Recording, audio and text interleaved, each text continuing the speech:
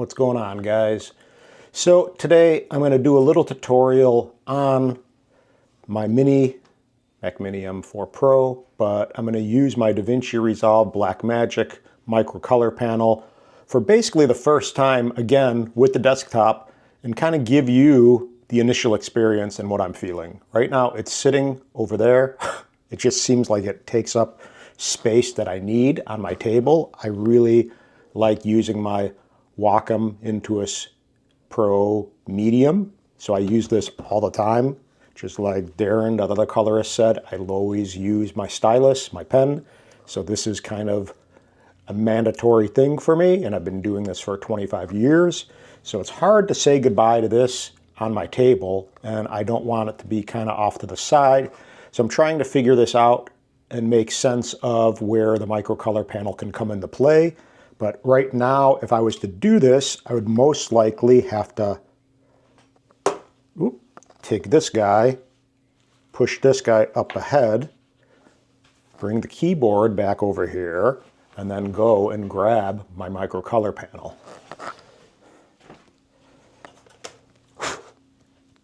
Getting kind of dusty. So here's the micro color panel. Again, doesn't really feel super amazing, high quality, kind of feels plasticky and just whatever, it's fine. But with that being said, it should, in theory, illuminate when I open DaVinci Resolve, although it is open currently. So let me go ahead and close out of it. And let's see if this thing auto connects, or maybe I didn't pair it yet with Bluetooth. So let me see really quickly. So there's that too. It's another device, but in theory, no, it's not. So let me see. I believe I have the cable right here in my studio display. So let's go ahead and plug this guy in to the USB-C port, and lo and behold, it did illuminate. So I don't know if you can see. So relatively simple, not a big deal. I went and showed you the workaround before when I initially set this up because it wasn't being detected in Resolve, which was a pretty simple thing, going into the preferences and just making sure it was selected because it was set to none by default. So we have this, right? This is not too bad. I'm just putting it on top of my Wacom right now. I have my Mac Mini. I have this little guy, a little 8 terabyte SSD drive, which was kind of expensive, but at the same time, it's super fast from OWC. And I'm using this solely for my video edits. Not necessarily for Resolve yet, but at the same time, I'm still figuring out all my workflow kind of stuff. So with Final Cut, I don't know why I had such a ginormous library. It was like 1.7 terabytes, but it was really ridiculous, and that just kind of stunk. So I don't know what that was about. I'm still trying to figure that out. But for now, at the moment, I'm going to go ahead and do a screen recording with ScreenFlow. Screen record my studio display. Boom. I got my mic on. I could have used my Rode mic over here, but I didn't. And let's just go and do a little test project. So I got micro color panel test grade. We're going to load this. And all I'm going to do is import some media that I put aside. And let's see how intuitive it is. Now, mind you, I hate dust. These things are the best, these little rocket airs. But regardless, it's a more organic kind of flow. Supposedly, I really don't mind using just the stylus or a mouse to kind of use the lift and gain and all that, but let's see. We got a phone call. We're gonna hold off with that. And then we're gonna go over here and we're gonna import on my desktop test footage. So let's go ahead and select all those clips. Boom, it's just some fall harvest combine footage. So it says the selected clips have a different frame rate. The project, would you like to change your timeline frame rate to match? Don't change. And all this stuff I still don't totally grasp. There's so many little settings in the timeline and what to have it set to, Rec 709, blah, blah, blah. Like, I wish I knew all of that really, really well, but I don't. So let's go ahead and just do it how I would do it and kind of wing it in a way, but at the same time, it always kind of works. And for some reason, the footage isn't, there we go. So we have a combine going down. So I'm automatically just going to drag this into the timeline, right? I'm looking at it. I have my scopes off to the side. I can bring my scopes here if you want. Let's do the 2x2 thing. So I'll bring these off a little bit just so you can kind of see. And then I'm going to use this far left wheel. I know, oh, I got to get into the color area. So I'm going to use this for my lift. So I'm lifting that. And I'm really wanting to try to get this probably right around there, I think. And then I'm going to use my gain to bring this guy up a little bit, probably in that area, I think. So again, this is all now kind of a different thing. I'm not used to using this, and it could be good and it could be kind of annoying just because it's something new to learn. But I'm going to go ahead and use my little shadow area, little shadow knob to lift the shadow a little bit. And I'm paying attention to my scopes, and I have them set to this little line, which I believe is what he said, Darren said. So it's not 0 and it's not 1023. It's kind of below that. I forgot the numbers. It was like 944 or something. But I'm going to move the scopes off for now, just so we can see the clear picture. And, you know, auto color, boom, that looks horrible. So I can go and hit undo on this, right? There's an undo thing. So that's good. So say I kind of don't really love this yet. Maybe I can do a color boost a teeny bit. Too much. So I'm just going to go undo. Maybe I'll do a little saturation. A little mid detail. And then I think we can use the play right here somewhere. I think play. No, where do we hit play? Oh, here we go. So there's this little button right here. Stop, play, right? Kind of see what it looks like. And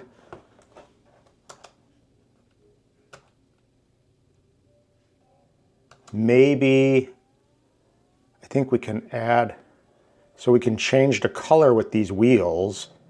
And a key thing, since we don't really know what we're doing yet, if I make an adjustment, just be very mindful of the undo button right here. So boom, undo.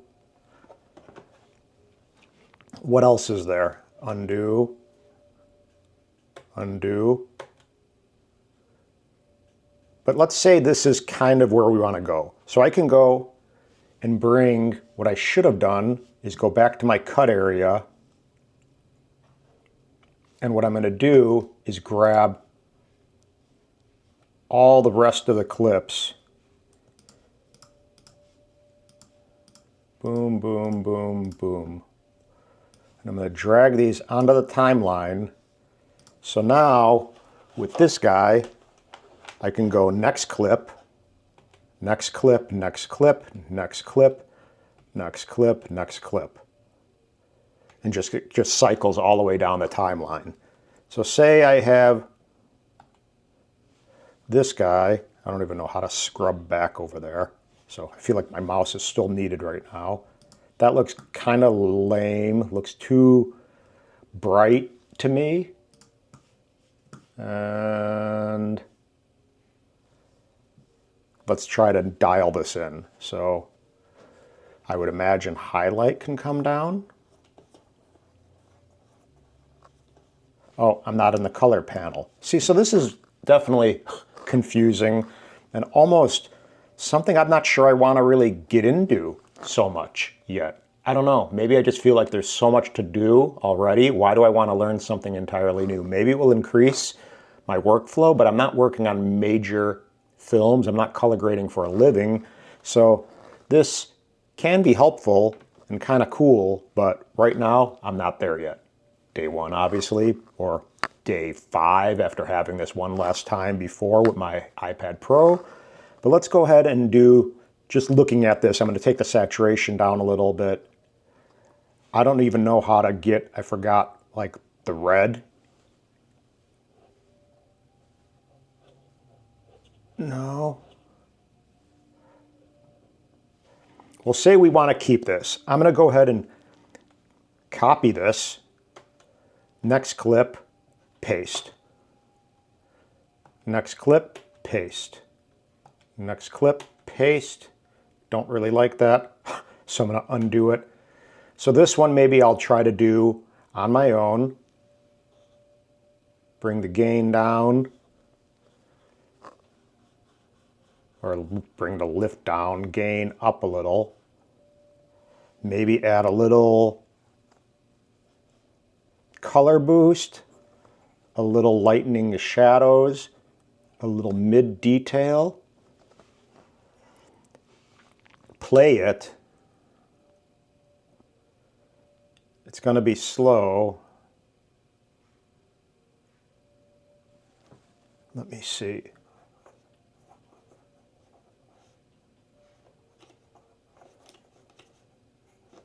So you can actually use this while it's playing too.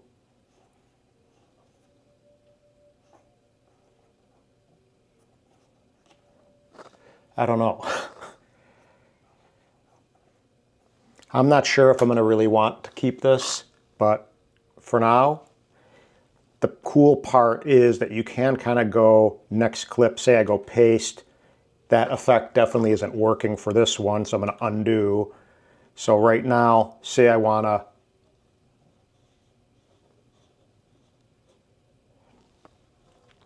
adjust a teeny bit. Again, normally I just kind of increase saturation a teeny bit, maybe lighten shadows a teeny bit. Now apparently you can reduce noise, I think, with this. I'm not sure. So let me see if there is an area. Add node, no. Color boost, highlight, saturation, hue, lume mix. Maybe there isn't. But at the same time, I also know if we go into here, is that it? No, that's not it. I think it's over here. So here we can go better, medium, and maybe zoom in a little bit. And let's adjust the luma. That helps out. And then maybe a little mid detail, and then maybe a teeny bit of sharpening, maybe. Let's see what that looks like. So that definitely looks better with a few little tweaks. So say I want to go ahead and now copy this, boom, next clip, we'll play it,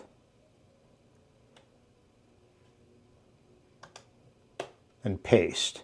So there is, I guess, some cool parts to this. Now let me see this. Let's paste this and see what happens. Okay, so that's kind of cool. Maybe I want to lift the shadows a little bit. And yeah, I mean, I guess it's dependent on your workflow and what you want to get into. I mean, I think this definitely could help, but at the same time, I guess I've gotten so comfortable color grading with just say, for example, I'm going to put this aside here. Let me put this aside for one moment. Boom. I'm going to unplug it. I'm going to put this aside. Boom. And then if I wanted to, I could easily go back over, not there, here, and kind of do what I need to do just by watching my scopes, using this, and I almost feel more comfortable because I physically see, you know, what's going on. I could see if I maybe lift the red a little bit or get it into a little more magenta. I know I could just hit Command Z to undo. Contrast is right here. I feel like I could easily hammer through just as well, if not quicker, because I'm so used to this workflow. So I don't know. To me, you know, if you are a colorist and that's what you're doing for a living, like the Darrens or people that are really editing a lot and color grading a lot, maybe this has a place in a workflow. For me, it would just be almost novelty in a way, I think, because I could easily just go ahead and go into this cut area. Say I make an adjustment right here. So here's an adjustment, this guy, right? I can go into my color page. I can go into my, where are the nodes? Nodes, not nodes, clips. And then I could easily just have this selected, so this is highlighted, and then I can go over here and hit Command, or I'm sorry, not Command, Control, and just hit Apply Grade. Whoop, maybe that's not what I wanted. Get this one selected because that's where I wanted to go to, and then use this as the source.